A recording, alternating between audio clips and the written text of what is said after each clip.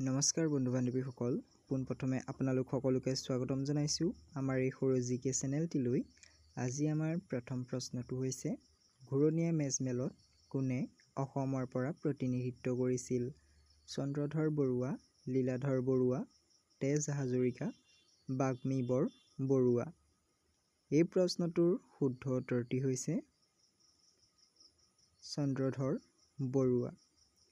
ঘূৰণীয়া মেজমেলত অসমৰ পৰা প্ৰতিনিধিত্ব কৰা ব্যক্তিজন আছিল চন্দ্ৰধৰ বৰুৱা।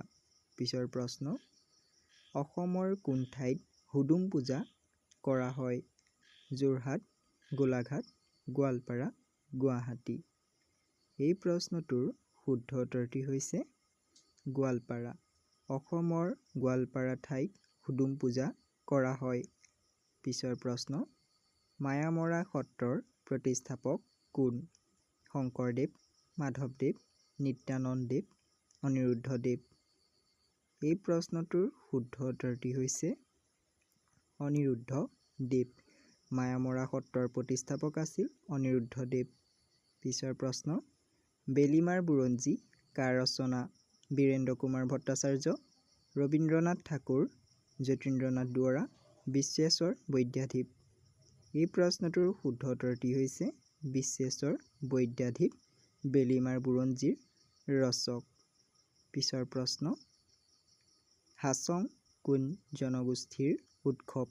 বড়ো, ৰাভা, মিচিং, কছাৰী।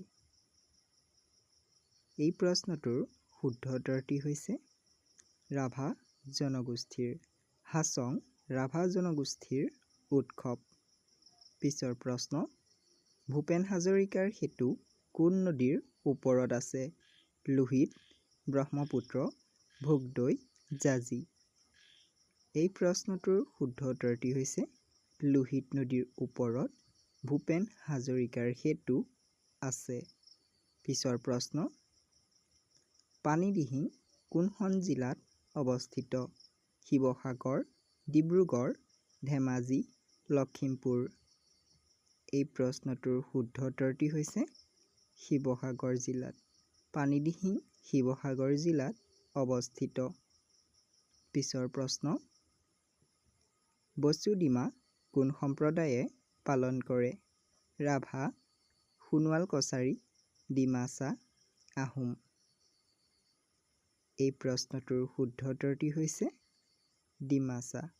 বসুদিমা ডিমাছাসকলে পালন কৰা উৎসৱ। পিছৰ প্ৰশ্ন, অসম মহিলা বিশ্ববিদ্যালয় ক'ত অৱস্থিত? গুৱাহাটী, শ্বিলং, তেজপুৰ, যোৰহাট। এই প্ৰশ্নটোৰ শুদ্ধ উত্তৰটি হৈছে যোৰহাট। অসম মহিলা বিশ্ববিদ্যালয় যোৰহাটত অৱস্থিত।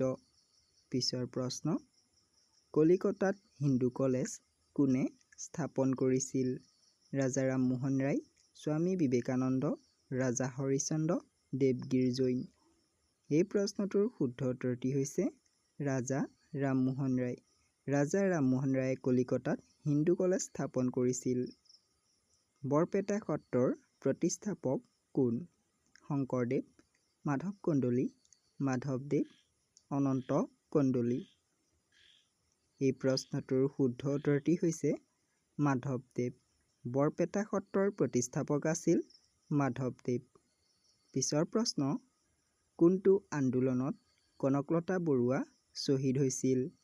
জালিয়ানৱালাবাগ, অসম আন্দোলন, ভাৰত্যাগ আন্দোলন, স্বদেশী আন্দোলন।